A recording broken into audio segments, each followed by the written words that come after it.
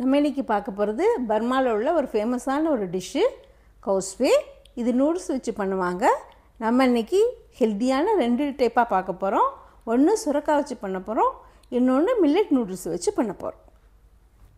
இதுக்கு நம்ம முதல்ல சுரக்காய் எடுத்துக்கலாம். இதை பாட்டில் கால் கூட சொல்லுவாங்க. இதில் தோல்லாம் பீல் பண்ணிவிட்டு, உங்கள்கிட்ட ஜூலியன் பீலர் இருந்ததுன்னா அதை வச்சு நீளமாக பீல் பண்ணிக்கோங்க. இல்லைன்னா நம்ம கேரட் துருவோம்ல, அதை வச்சு இப்படி நீளமாக பீல் பண்ணிக்கோங்க. கட் பண்ண சுரக்காயை இப்படி ஸ்டீமரில் வச்சு ஒரு 10 நிமிஷம் வேக வைக்கணும்.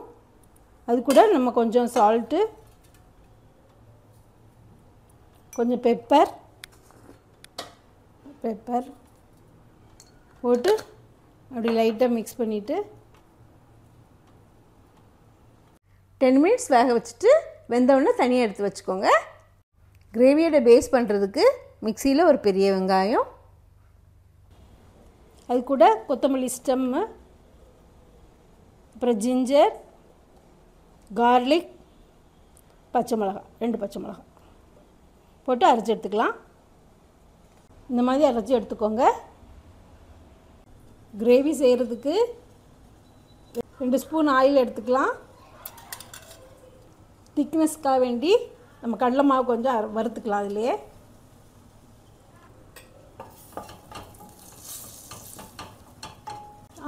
இது ஆயிலில் போட்டு லைட்டாக வறுத்துக்கோங்க, அந்த ஒரு பச்சை ஸ்மெல் போகிறதுக்கு. நம்ம அரைச்சி வச்சுருந்த பேஸ்ட்டு போட்டுடலாம். போட்டு மிக்ஸ் பண்ணிக்கலாம். இதுவும் கொஞ்சம் நல்ல பச்சை ஸ்மெல் போகிறது வரைக்கும் வறுக்கும். அதில் கொஞ்சம் ஒரு 1/4 கப் தண்ணி விட்டு கொஞ்சம் நல்லா அந்த பச்சை வாசனை போகிறது வரைக்கும் கொஞ்சம் நல்லா வதக்கி விட்டுக்குவோம். அதுலேயே கொஞ்சம் ஜீரக பொடி, மிளகாய் வத்தல் பொடி, கொத்தமல்லி பொடி, மஞ்சள் பொடி போட்டு மிக்ஸ் பண்ணிக்கலாம்.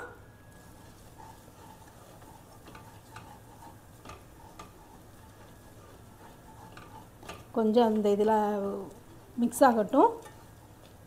இதில் கொஞ்சம் தண்ணி விட்டுக்கலாம். தண்ணி விட்டு மிக்ஸ் பண்ணிவிட்டு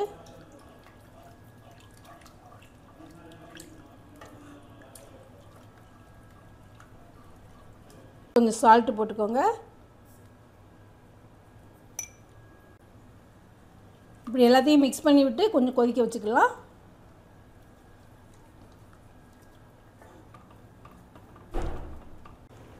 நல்லா கொதித்த உடனே நம்ம பேபிகார்ன், பீன்ஸ், கொஞ்சம் கேரட் வெட்டி வச்சுருக்கோம், இதெல்லாம் போட்டு நல்லா வேகிற வரைக்கும் வச்சுக்கலாம்.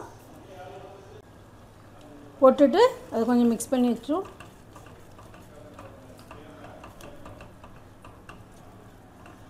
தண்ணி காணலைன்னா கொஞ்சம் விட்டுக்கோங்க, கொஞ்சம் அது வேகணும்,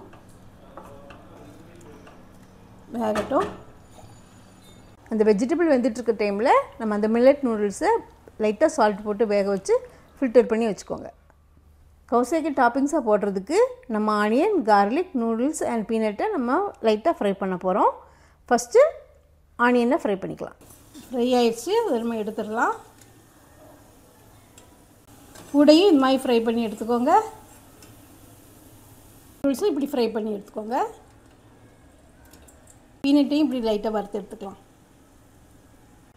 நல்ல வெஜிடபிளாக வெந்தோடனே நம்ம கடைசியாக தேங்காய் பால் ஊற்ற போகிறோம். நல்ல திக்கான தேங்காய் பால் ஊற்றிக்குவாங்க.